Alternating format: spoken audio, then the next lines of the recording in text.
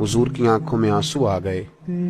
नबी करीम सल्लल्लाहु ताला अलैहि वसल्लम फरमाने लगे, वो बड़ा हौलनाक दिन होगा क़यामत का। लोग उस दिन तलाश करेंगे कि कोई ऐसा शख्स हमें मिले, जरूरत महसूस करेंगे कि जो हमारा बोझ उठाए। अब वो शख्स अर्ज करता है, मालिक मेरे पास तो कोई नेकी नहीं है और ये कह रहा है मेरे गुनाह ही इस पर डाल दिए जाएं। तो नबी पाक अलैहिस्सलाम फरमाते हैं, अल्लाह ताला उस मुद्दई से फरमाएगा, जरा सर तो उठा, जन्नत की तरफ तो देख।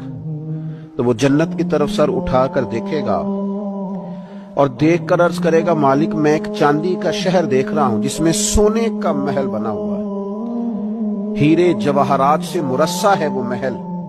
ए मालिक, कौन इसका मालिक बनेगा, ये किसको मिलेगा? तो अल्लाह ताला फरमाएगा, जो इसकी कीमत अदा करे। तो अर्ज करेगा, मालिक इसकी कीमत कौन अदा करेगा? तो अल्लाह तबारक व तआला फरमाएंगे, तू भी इसका मालिक बन सकता है। तो बड़े तजस्सुस से, बड़े शौक से अर्ज करेगा, मालिक मैं कैसे मालिक बन सकता हूं?